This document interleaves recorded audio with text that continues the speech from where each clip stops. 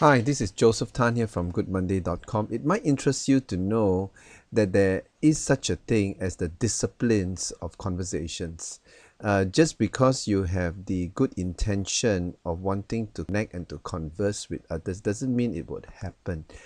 You do need to practice the rigorous discipline process of being an effective conversationalist.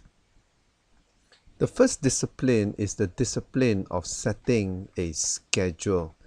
Because if you want to be good at conducting conversations, it is something that you do on a regular basis. It must be something which appears on your diary. Meaning, if I am training to run a marathon, my diary should reflect a daily running schedule, or at the very least, a weekly practice run schedule. So it is with conversations. If we want to connect with colleagues at work or subordinates at work and even with family members, it must appear in our diary. I mean, for example, if my relationship with my wife is important, then it should be reflected perhaps in a weekly date night.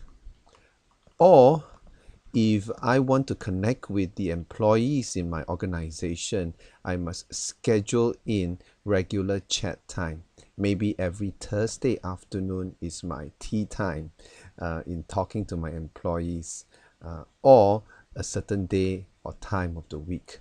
Regardless, the important principle is if it is important enough, it must be important enough to appear as an event in your diary or schedule. The second discipline is the discipline of practice. And the discipline of practice, it's a willingness to fail and to make mistakes. Now, this may sound strange. Your willingness to make mistakes in conversation will actually make you more successful in the long run. I mean, you might not, be a person who is able to connect with others' emotions, and along the way you might ask wrong questions, or you may fumble, or you may come to wrong conclusions, but that's all right. It's like learning a new language. If I'm learning a new language, of course I'll be expected to fail and make mistakes along the way, but my commitment to practice using that language on a consistent basis will only make me better in the long run. So it is with conversation. Conversations, or the art of conversation, doesn't come naturally or quickly for most of us. You do need to put in the hours of practice, and most importantly, do not give up and have a positive attitude towards failures and slip-ups. The third discipline is the hardest. I call it the discipline of humility. The willingness to be humble and the commitment to take the first step in situations of conflict and offense is such a missing quality nowadays. I mean, when there is a conflict, who should take the first move? When there is a need to ask for forgiveness or to apologize, who would make the first move? It is usually the person who is humble. Now, humility comes before honor. So if you want to be an honorable person, the discipline of humility is so very essential to complement your discipline of schedule and your discipline of practice. This really tops it up.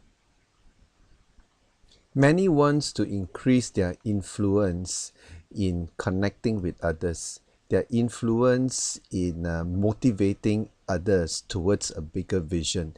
And in order to spread your influence, there must be the commitment to build up your conversational skills.